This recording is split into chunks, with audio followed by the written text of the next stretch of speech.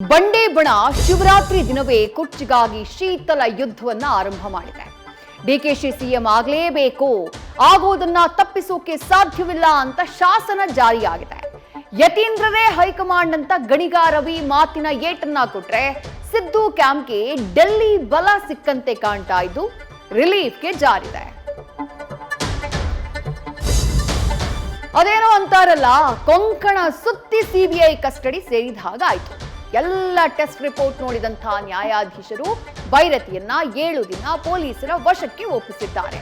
ಇತ್ತ ಬಂಧನದಿಂದ ನೊಂದ ಭೈರತಿ ನಿವಾಸಕ್ಕೆ ಭೇಟಿ ನೀಡಿದ ವಿಜಯೇಂದ್ರ ಕುಟುಂಬಕ್ಕೆ ಧೈರ್ಯ ಹೇಳಿದ್ದಾರೆ.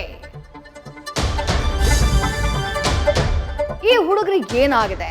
ಕದ್ದು ಮುಚ್ಚಿ ರಾತ್ರಿ ಜಾಲಿ ರೈಡ್ ಹೋದವರು ಜವರಾಯನ ಅಟ್ಟಹಾಸಕ್ಕೆ ಬಲಿಯಾಗಿದ್ದಾರೆ. ಅಪ್ಪಚ್ಚಿಯಾದಂತಹ ಕಾರ್ನಲ್ಲಿ 5 ಜನ ಪ್ರಾಣ ಬಿಟ್ಟಿದ್ದಾರೆ. ಇತ್ತ ಅಮೆರಿಕಾದಲ್ಲಿ ನಾಪತ್ತೆಯಾಗಿದ್ದ ಕರ್ನಾಟಕದ ವಿದ್ಯಾರ್ಥಿ ಸಾಕೇತ್ ಶವವಾಗಿ ಪತ್ತೆಯಾಗಿದ್ದಾನೆ. ರೂಮ್ಮೇಟ್ ಮಾತು ಅಚ್ಚರಿ ಮೂಡಿಸ್ತಾ ಇದೆ. ಇವತ್ತು ಮಹಾಶಿವರಾತ್ರಿ, ಎಲ್ಲೆಲ್ಲೂ ಶಿವನಾಮ ಸ್ಮರಣೆ, ಉಪವಾಸ, ಜಾಗರಣೆ, ಶಿವಾಲಯಗಳಲ್ಲಿ ಸಂಭ್ರಮ ಕಾಣಿಸ್ತಾ ಇದೆ. ಕಲಬುರಗಿಯ ಬಹುಮನಿ ಕೋಟೆಯಲ್ಲಿ ಪೂಜೆಗೆ ಯತ್ನಿಸಿದವರನ್ನ ಪೊಲೀಸರು ವಶಕ್ಕೆ ಪಡೆದ್ರು. ಇತ್ತ ಆಳಂದದಲ್ಲಿ ರಾಘವ ಚೈತನ್ಯ ಶಿವಲಿಂಗಕ್ಕೆ ಪೂಜೆ ಸಲ್ಲಿಕೆಯಾಗಿದೆ. ಕೊಲಂಬೋದಲ್ಲಿ ಬದ್ಧ ವೈರಿಗಳ ಮುಖಾಮುಖಿಯಾಗಿದೆ. ಟಾಸ್ ಗೆದ್ದು ಬೌಲಿಂಗ್ ಆಯ್ದುಕೊಂಡಂತಹ ಪಾಕ್ ಆರಂಭಿಕ ಲಾಭ ಪಡೆದ್ರು.